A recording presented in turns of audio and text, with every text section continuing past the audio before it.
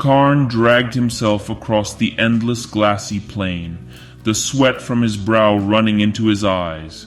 Between the radiation on his exposed head and the blood loss from his injuries, his strength was beginning to desert him. The ground had become steadier the further he had traveled, but even so fatigue was eating away at him. This was not the only problem. At first he had thought his eyes damaged from the exposure to the relentless brilliant light, as he was having difficulty focusing on the bike tracks. As he realized that the suns were scorching the marks from the face of the planet, he quickened his pace considerably. Without them, there was no telling how long he would be lost in this forgotten desert. The surface of the planet was so undistinguished it was possible to see the curve of the horizon from where he walked. Gorechild's chains rattled as he broke into a jog, the sound of metal and skulls clattering against his armor and providing a rhythm for him to follow. He would return to the location of the first battle within a few hours if he kept up a steady pace. The three suns beat down on his naked head, their burning heat making his face pour with sweat and their invisible rays plaguing him with dizziness. His answer to their challenge was to run faster. A strange sound filled the air, a rasping, deathly rattle that coincided with his movement. Kharn looked around, but there was nothing to see. Still the sound persisted, and he hefted Gorechild from his back, holding it ready. Kharn picked up the pace, but the noise grew closer, more urgent. Coming to a stop, he whirled around, snarling at his unseen foe, and then he realized he had been listening to the sounds from his sand-dry throat. His mind was playing tricks on him. Shaking his head, he wiped his peeling, bleeding face with the back of his raw left hand. He would not succumb to his own body's weaknesses. Holstering Gorechild, he began his run again, ignoring the sounds that immediately returned. It made little difference where he looked. The glassy surface reflected as much light up at him as the sky beat down, and a strange blindness was fogging his view.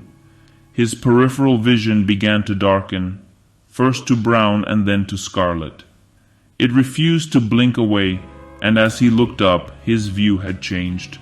The indistinguishable curtain of white had been replaced by two towering embankments to his left and right. They rose high into the air, their steeply sloping sides forming a narrow valley through which he now ran.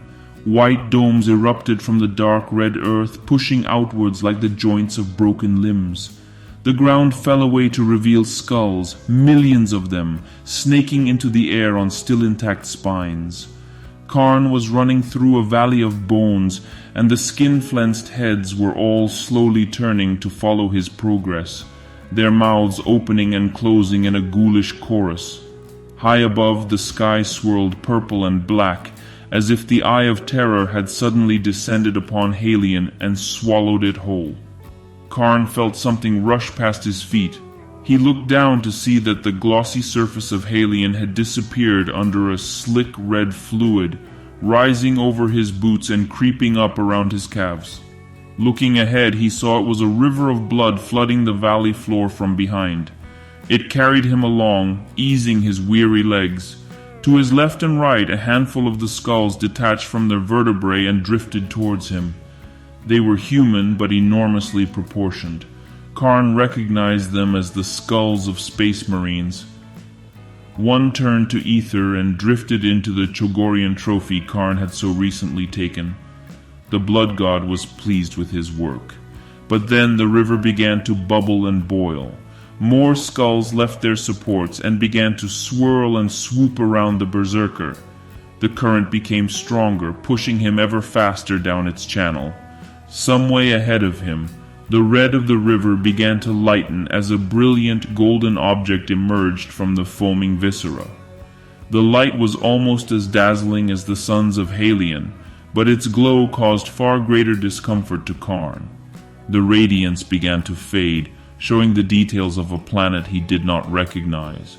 Still, the golden glow remained, forming a halo around its circumference, which broke apart to form two ethereal wings, A fork of lightning split down from the blackened skies above him, burning an impression onto Kharn's eyes.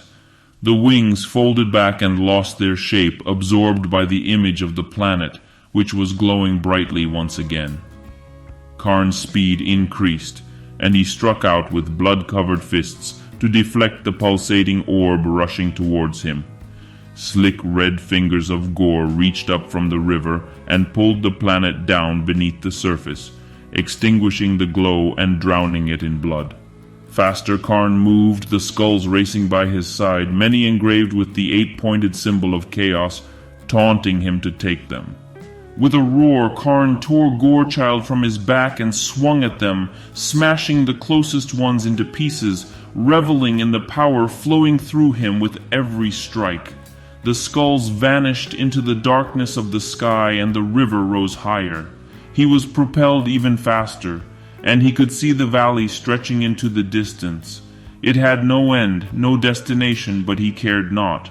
The torrent buoyed him up, refusing to claim him, and he understood the truth of his epiphany. He would let the flow take him where it would and consume him if it had to, for what surrounded and guided him was the blood god.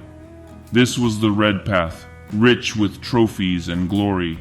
Kharn opened his eyes. Somewhere in the distant haze he spotted movement under Halion's furnace suns.